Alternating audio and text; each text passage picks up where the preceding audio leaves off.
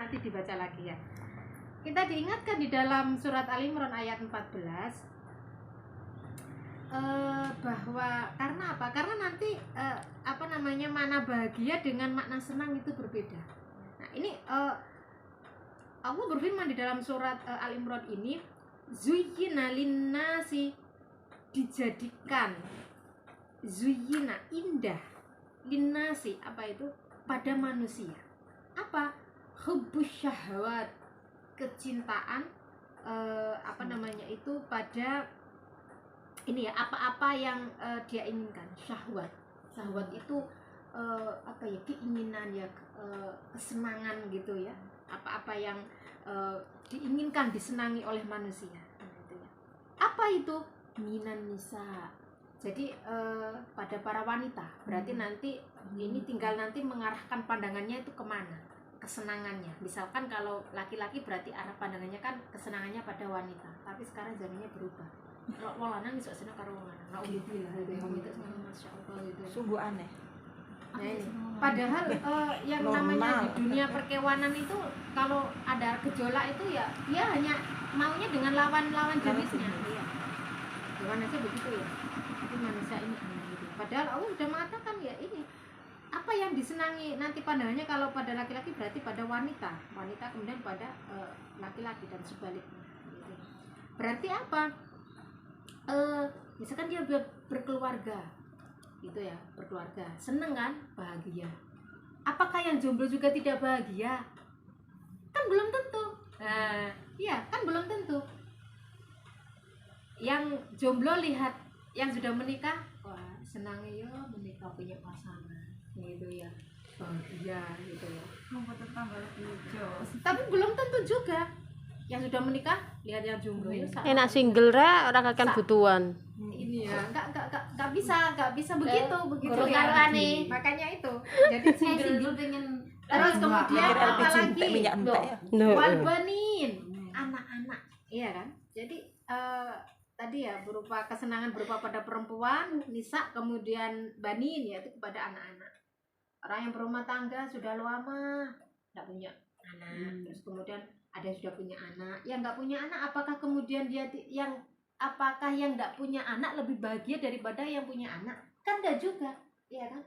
Karena apa? Nah, faktanya yang punya anak saat ini, masya Allah gitu ya, anak itu adalah sebagai ujian gitu ya, bisa jadi sebagai ujian, bisa jadi juga nanti jadi permata begitu ya.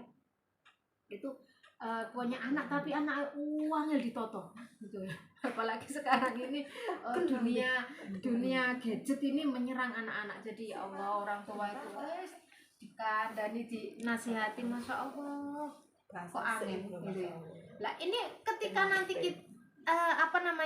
kita menasihati anak, ketika kita mengajak anak kebaikan kok gak mempan, berarti nanti orang tuanya harus introspeksi. Kenapa kok lesannya ini gak mandi gitu ya? Kenapa anak-anaknya masih seperti itu? Berarti harus introspeksi. Mungkin takorup tilawahnya kepada Allah mungkin kurang begitu ya, mungkin lesannya ini jauh dari Al-Quran, lesannya kemudian ini jauh dari bacaan-bacaan ini ya, kalimat-kalimat thayyibah gitu ya. Terus kemudian ibadahnya juga mungkin bolong-bolong misalkan gitu ya. Nah itu juga bisa jadi berpengaruh ya. Akhirnya ketika kita ngomong ke anak itu kayak mati rasa gitu. Itu. Terus kemudian apa? Wal qanatiri apa ini ya? Wal qanatir ayat 14. Wal qanatir ini adalah harta benda yang bertumpuk. Toiril muqantarati.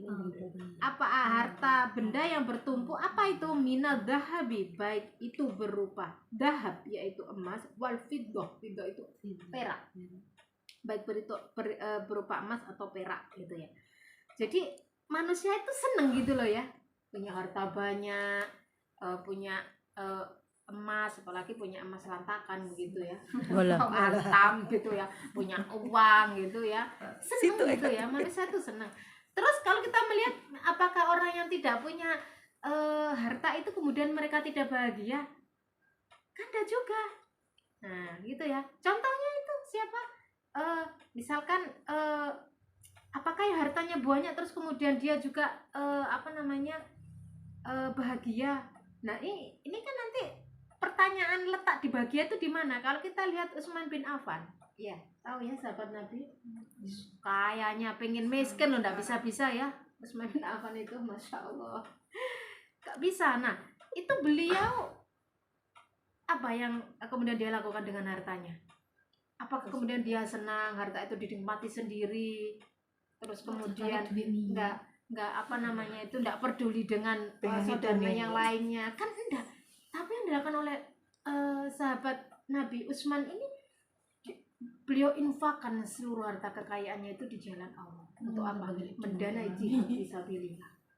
Nah, apakah kemudian Utsman tidak merasa bahagia? Nah, justru malah bahagia Utsmannya itu di situ gitu ya. Ketika kemudian beliau memberikan seluruh kekayaannya tadi untuk jihad fisabilillah. Ya.